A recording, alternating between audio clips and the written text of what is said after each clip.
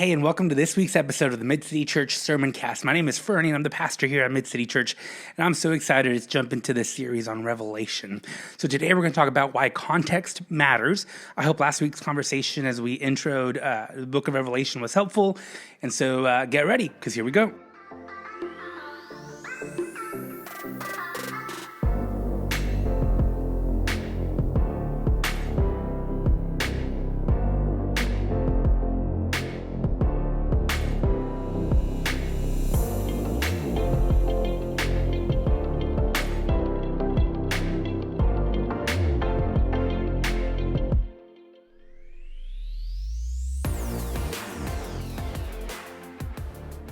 So one of the things that I enjoy doing at airports is to put my headphones on and just people watch. Have you ever done this? It's actually quite a bit of fun because I don't know if you have noticed or not, but people display so many emotions at an airport. I remember one time as I sat at my terminal, I saw this guy running as fast as he could down the main hall. And I assumed he was late to his flight, which is a fair assumption, but it turned out he was just running really fast to the bathroom. I realized in that moment that when we eavesdrop on someone else's situation, context really matters, right? So let me explain what I mean. If that guy that was running to the bathroom, if he was with anyone, the person he was with would have known exactly where he was going. But for me, an outsider watching all of this unfold, all I could do was make assumptions about the situation. And it turned out that without the context, my assumption was completely wrong. Does this make sense?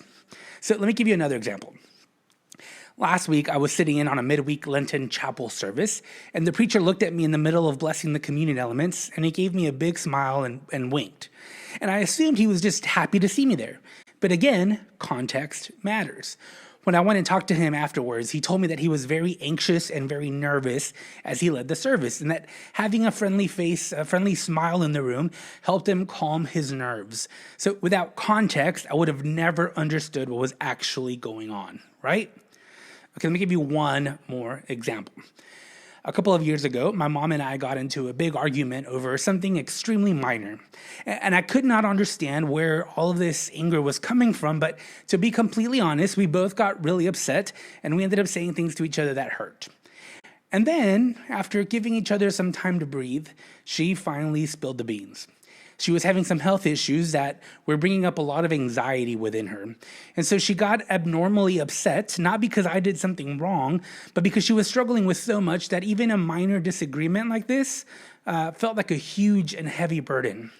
See, context matters. It's easy to make assumptions about people and their actions and even their words based off of our own experiences.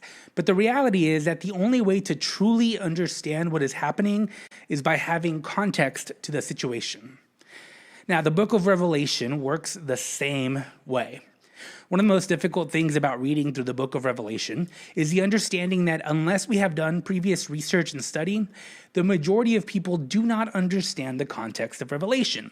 And because of that, so many assumptions have been made about the book, most of them wrong. Now, I know of people who have read the entire Bible, except for the book of Revelation, because they have been taught to be afraid of this book. But again, context changes everything. I also know of people who talk about the end times and point to the book of Revelation to back it up. But again, context matters.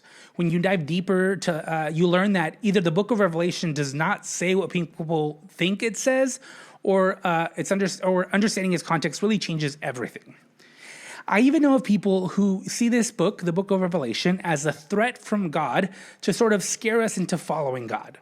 But I have to tell you, once again, that context tells us something completely different. So, what's the context of the book of Revelation?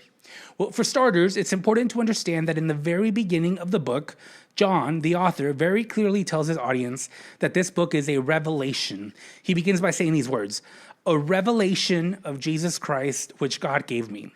In other words, these aren't his words, it's God speaking through him. Now, another thing that's important to understand is that the word used for revelation in the Greek is the word apocalypsis, which we translate to apocalypse. And this is important because at the time, people understood and knew without any hesitation that an apocalypse, writing that was an apocalypse, was a symbolic vision that helped reveal a healthy perspective on situations, especially in light of the knowledge that God's kingdom would one day be established. Now, it's also important to note, again, for context, in verse 3, John calls this writing a prophecy, which is also a term that most people of his time would have understood easily. This prophecy that John is talking about correlates to the Old Testament understanding of the prophets and what they were called to do. Now, very simply put, prophets were given a message from God to share with a certain group of people. So usually the message was to repent or something bad would happen. And the interesting thing about the prophets is that their role seems to be very repetitive throughout the Old Testament. Each time a prophet appeared, people would repent, they would turn from their ways and begin to put their whole trust in God. But then after a while, they would forget and they would begin to do things their own way. And that's when another prophet would show up and come back and realign the people with God once again. So based on this information, we know that the book of Revelation is what we call an apocalyptic prophecy. It's a special kind of writing. It's a kind of writing that will use symbolism from the past and symbolism from the present to speak to a current situation. And all of this is just in the first 3 verses. Now, here's something else that's important to remember. The early church would have been very familiar with this type of writing, with apocalyptic prophecy. Now, while we're only familiar with 2 books in our Bible, the book of Revelation and the book of Daniel, the early church would have had many different apocalyptic prophecies available to them. So while this may be hard for us to understand, the writings would have been very easy to understand and decipher for its people of its time. Again, context matters. So let me give you some more context to this book. This book is believed to have been written around 95 to 96 CE during the reign of Emperor Domitian. Now, Domitian was a cruel leader towards early Christians.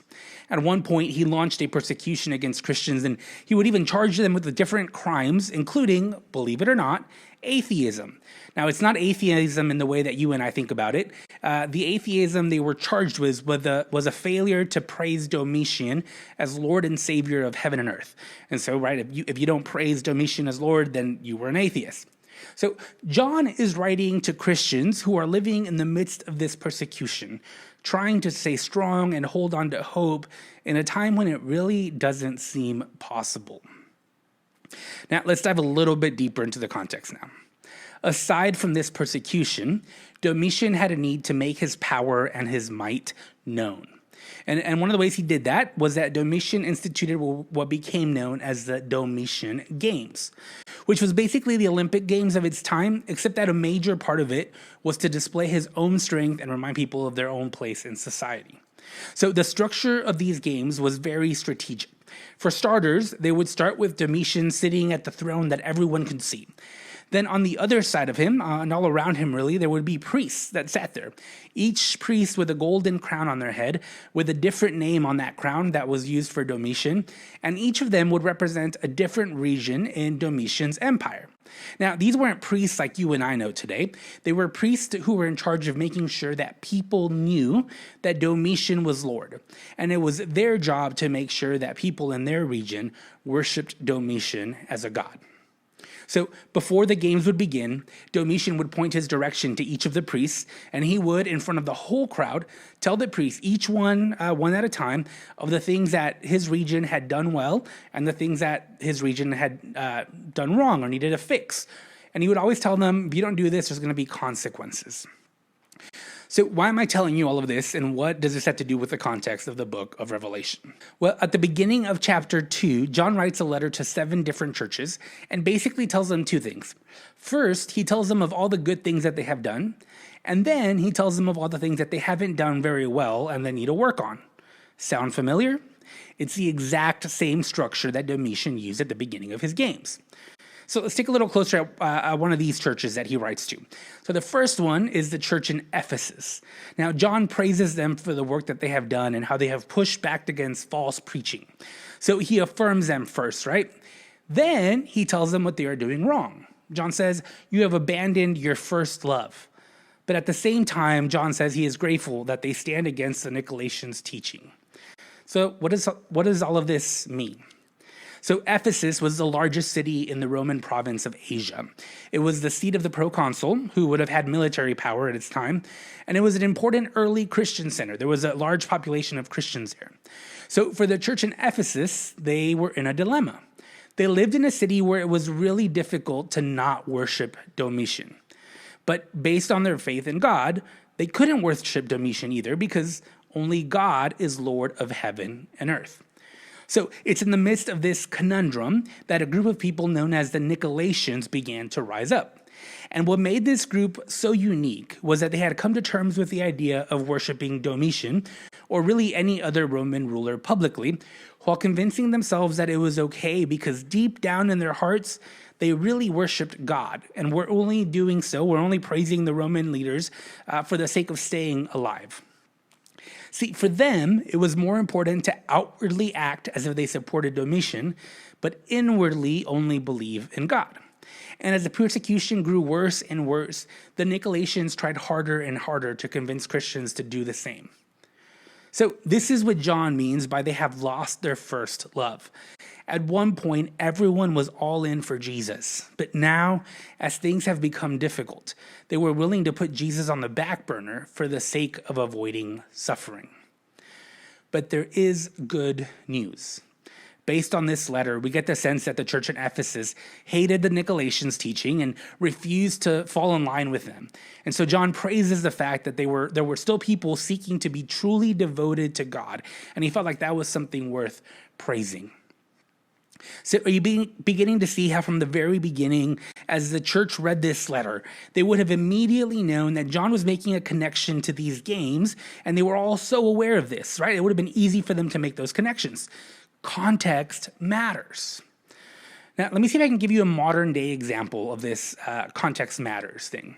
So I want you to imagine what I'm about to tell you and picture in your head what I'm talking about.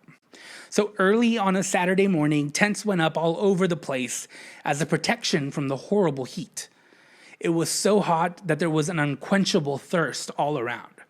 So much so that some of the younger people around had to end their day early because they could no longer keep quenching their thirst. But then, out of nowhere, the sounds of trumpets and drums began to sound, and the louder they got, the bigger the crowd got to see what was happening.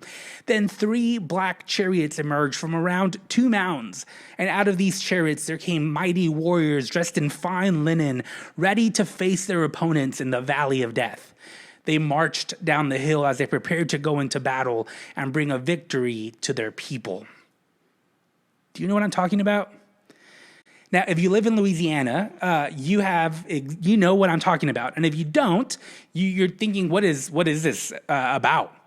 See, if you live in Louisiana and you've ever been to Tiger Stadium in Baton Rouge, which is our LSU football stadium here, you were probably able to make the connections, right? The mounds are the Indian mounds, and the hill is the hill that the band marches down on, and the team as well. The 3 chariots are the buses that they roll in on, and the warriors are the players, right? You can make those connections because you understand the context. Context matters.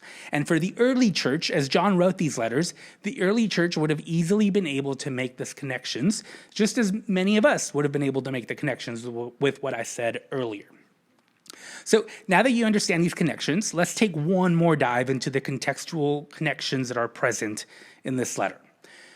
So after Domitian would speak to every priest and give them their report of what they were doing, particularly what they were doing well and what they weren't doing well, they would all lay their crowns at the feet of Domitian as a representation that he was the true Lord, and they would worship him, which would lead to the entire crowd in that stadium worshiping Domitian as well. And then after all of this, the games would finally begin. And these games would include many different types of games, but one in particular was horse racing, in which, much like today, people would bring their horses and a jockey would race the horse for them. But here's something important to know, something interesting, and you'll understand later why it's interesting. There were these 4 horses that would run each race, and each horse was dressed in a different color, representing 4 different teams. So 4 horses of 4 different colors. So keep all this in mind as I read this text to you from the book of Revelation. After this, I looked, and there in heaven a door stood open. And the first voice, which I had heard speaking to me like a trumpet, said, "Come up here, and I will show you what must take place after this." At once I was in the Spirit, and there in heaven stood a throne, with one seated on the throne. And the one seated there looks like jasper and carnelian, and around the throne is a rainbow that looks like emerald. Okay, so let me stop here for a second. When John looks up, there's a throne as in heaven, and the one seated on the throne is depicted by precious stones and metals that were used to emphasize the splendor of God. Do you see a connection here between what John sees and what the people would see at the games? Walking into the games, it was obvious to see who was in charge because that person was sitting up on the throne. And in this vision, John is able to clearly see who really is in charge, except in his vision, it's not Domitian, it's the one true God. So let's keep going. Verse 4 says this. Around the throne there were 24 thrones, and seated on the thrones are 24 elders dressed in white robes with golden crowns on their head. Okay, let me stop here again. You see another connection? Just like in the games, the priests were seated around the throne with golden crowns and worshiping the one that was seated on the throne. Without context, we don't fully understand what's happening here, but the people reading this, the people of its time, would have instantly known the connections that John was making. Just like there's priests seated around Domitian, there's priests seated around this throne, the throne of God. Okay, let's keep reading again. Starting with verse 5, it says this. Coming from the throne are the flashes of lightning and rumblings and peals of thunder. And in front of the throne burn 7 flaming torches, which are the 7 spirits of God. And in front of the throne there is something like a sea of glass, like crystal. Okay, let me stop here because there's another connection. The early church would have been very familiar with the Old Testament scriptures. Many of them would have had it memorized. Now, this means that as John is telling them about the flashes of lightning and rumblings and peals of thunder, their minds would have immediately gone to the book of Exodus, chapter 19, when Moses speaks with God, and we're told that God was not only present in the lightning and thunder, but that God responded through the thunder. In other words, John is reminding the people that the one who sits on the throne in his vision is the actual one true God, unlike Domitian. But it doesn't end there.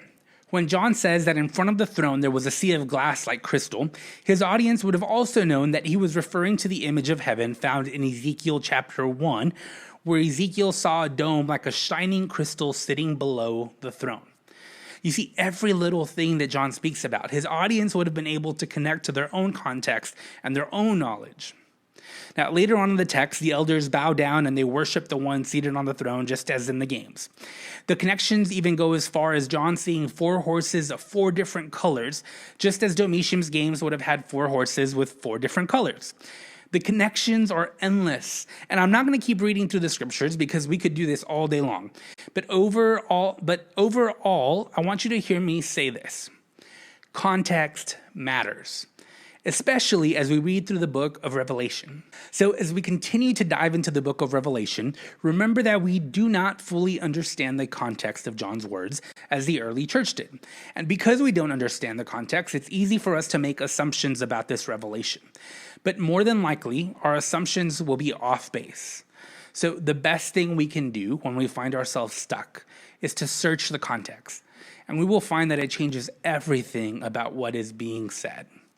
So in case you're still struggling a bit to understand these opening chapters, let me lay it out a little bit more clear. And by the way, if you're still stuck, it's okay. It's taken me years and years and years to better understand this, and I guarantee you that in a couple years, I will understand even more about this book. But here's the basic message of John in these opening chapters. John tells his audience, "You have been led to believe that Domitian is the true ruler of heaven and earth, but don't listen to him. The one true Lord, the one of that all the scriptures talks about, is seated in his heavenly throne and is reigning from there. So hold fast, because at the end of the day, it is God who really sits on the throne and is in complete control. And that means that no matter how difficult things may get, everything will be okay." Now look, next week, we're going to get into the nitty-gritty of what John is saying. But for now, I want you to rest assured that what is coming is actually good news, because God is sitting on the throne. And the people know this because they understand the connections that John has made to their context. I'll see you next week as we continue this conversation.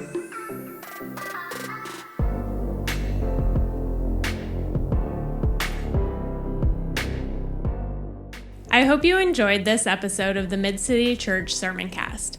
If you would like to dive deeper into today's topic, visit midcity.church/sermoncast to find a home sheet that goes along with this message. On the home sheet, you will find scriptures, questions to wrestle with, and a challenge that goes along with this sermoncast. If this has been a helpful resource to help you grow in your faith, we want to invite you to support our ministry here at Mid-City Church by giving today. To give, text the word GIVE, G-I-V-E, to the number 225-307-0662. Thanks, and see you next week.